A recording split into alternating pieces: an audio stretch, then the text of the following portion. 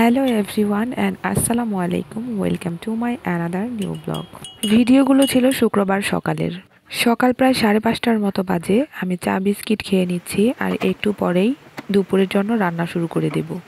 যেহেতু শুক্রবার সকালে বিকেলে কোথাও যাওয়ার ইচ্ছে আছে, তাই ভাবলাম একটু সকাল সকাল রান্না বাড়া করে তারপর অন্যান্য যে সমস্ত কাজকর্মগুলো আছে সেগুলো করে রাখলে বিকেলে আর কোনো সমস্যা হবে না।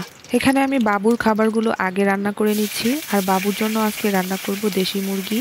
সেজন্য আমি কড়াইয়ের মধ্যে প্রথমেই একটু গরম মশলা দিয়ে দিয়েছি, তারপর এখানে পেঁয়াজ একটু দিয়ে ভালোভাবে একটু ভেজে নিয়ে তারপর এখানে আমি বাটা মশলাগুলো যোগ করে দিচ্ছি।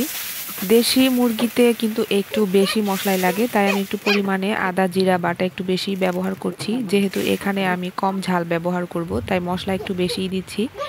এই যে এখানে আমি এখন একটু গুঁড়া মশলা ব্যবহার করছি, এখানে ধনিয়া গুঁড়া, একটু মরিচের গুঁড়া আর হলুদের গুঁড়া দিয়ে দিচ্ছি। এটাকে এখন ভালোভাবে কষিয়ে নিব। আমি যখন রান্না করি তখন কিন্তু বাবু আমার আশেপাশে এখন ঘুরঘুর করে। আমরা যে সমস্ত রান্নার উপকরণ ব্যবহার করি, বাবুও কিন্তু সেই সমস্ত উপকরণ এখন বেশি পছন্দ করে। ওর খেলনা দিয়ে তো ও একদমই খেলতে চায় না।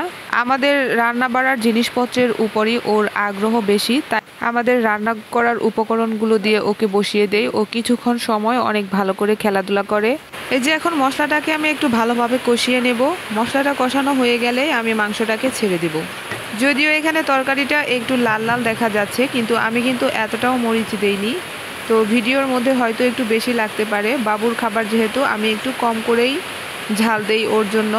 এই যে কিছুটা মাংস ছিল, তো মুরগির মাংস এখানে আমি দেশিটাই ব্যবহার করি বাবুর জন্য, তো ওর জন্য অল্প করেই রান্না করে নিই। মাংসটাকে ভালোভাবে কষিয়ে এখন ঢাকনা দিয়ে ঢেকে দিব। এই যে আমি এখন আমাদের গ্যাসের চুলার মধ্যে আমাদের খাবার বসিয়ে দিয়েছি, আর এখানে আমি ইনফ্রারেডে বাবুর খাবার রান্না করছি। তো মাংসটা কিন্তু কষানো হয়ে গিয়েছে। এখন আমি এখানে পেঁপে যোগ করে দিচ্ছি। মুরগির মাংসের মধ্যে আমি সবজি ব্যবহার করতে চেষ্টা করি, কারণ শুধু শুধু মাংস তো বাচ্চারা খেতে পারে না, তাই আমি কিছু সবজিও অ্যাড করে দেই।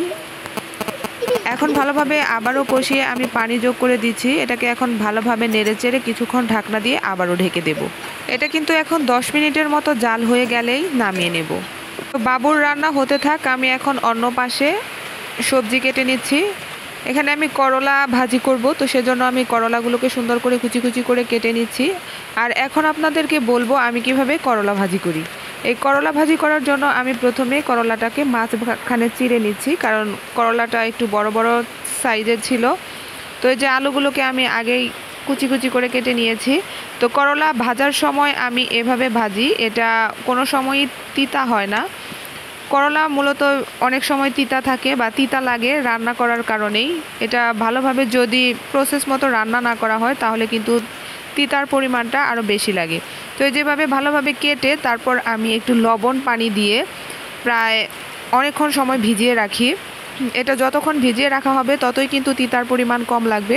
আর এই যে উপর থেকে আমি বিচিগুলো ফেলে দিচ্ছি। এই বিচিগুলো কিন্তু আমাদের শরীরের কোনো উপকারেই আসে না। তো আমি প্রায় 2 থেকে 3 ঘন্টার মতো এটাকে ভিজিয়ে রেখে দিয়েছিলাম। তারপর সব খাবার যখন রান্না করা হয়ে গিয়েছিল তো তখন আমি এটাকে ভেজে নিয়েছিলাম। তো এই যে এখন আমি আলুগুলোকে ভালোভাবে নিয়ে তারপর আবারও ধুয়ে নিচ্ছি। এটাকে কিন্তু চটকে চটকে ডলে ডলে ধোয়া যাবে না, তাহলে কিন্তু এটাতে তিতার পরিমাণ একদমই বেড়ে যাবে। আর এখন আমি এটাকে ভাজি বসিয়ে দিব। কড়াইটাকে সুন্দর করে গরম করে নিলাম যাতে নিচে না লেগে যায়। তো কড়াই কিন্তু ভালোভাবে গরম করলে কোনো মাছ বা যে কোনো ভাজি টাইপের কোনো কিছু ভাজলে সেটা কিন্তু আর লেগে যাওয়ার সম্ভাবনা থাকে না। তো এই যে আমি এটাতে এখন তেল গরম করে পেঁয়াজ দিয়ে সুন্দর করে এই করলাগুলোকে দিয়ে নিয়েছি। একটু আমি শুধু হলুদই ব্যবহার করি করলা ভাজির টাইপে, আর 2-1টা কাঁচামরিচ আমি আস্ত দিয়ে দিই। আর করলা ভাজির মধ্যে কিন্তু ঢাকনা দিয়ে ঢেকেও দেওয়া যাবে না, তাহলে কিন্তু তিতা হয়ে যাবে। তো এই প্রসেসগুলো মেনে চললে কিন্তু করলা ভাজি আর কখনো তিতা হবে না। তারপরে যে আমি একটু অল্প করে ডাল রান্না করে নিচ্ছি বাবুর জন্য। তো বাবু আজকে মুরগির মাংস আর ডাল দিয়েই ভাত খাবে, তো আমি 2 বেলার জন্যই রান্না করি ওর খাবার, একদম দুপুরে আর রাতের জন্য। আর মাঝে মাঝে ও রাতে আবার দুধ ভাতও খায়। এখন তেমন একটা খেতে চায় না। বাবুদের আসলে রুচির পরিবর্তন হয় আস্তে আস্তে, একই খাবার বাচ্চারা আসলে খেতে চায় না, তাই ওদেরকে উল্টে পাল্টে খাবার দেওয়ার চেষ্টা করতে হয়। তো ডালটাকে ভালোভাবে আমি ফুটিয়ে তারপর সুন্দর করে জাল করে নিচ্ছি। এটাকে ঘুটনা দিয়ে ঘুটেও নিয়েছি। এখন সুন্দর করে আমি অন্য একটা পাত্রে ঢেলে নিচ্ছি। তারপর এটাকে এখন বাগার দিয়ে দিব। আর বাগারের জন্য আমি এখানে পাঁচফোড়ন ব্যবহার করি, কিন্তু আজকে আর পাঁচফোড়ন ব্যবহার করব না, অল্প একটু শুধু জিরা ফোড়ন দিয়ে দিব। জিরা ফোড়ন দিয়ে দেওয়ার পর এখানে আমি একটু ভাজা হয়ে গেলেই তারপর চুলার আঁচটা কমিয়ে দিয়েছি, কারণ ছোট পাতিলের মধ্যে কিন্তু বেশি জোরে জাল জ্বললে একদম পুড়ে যায়।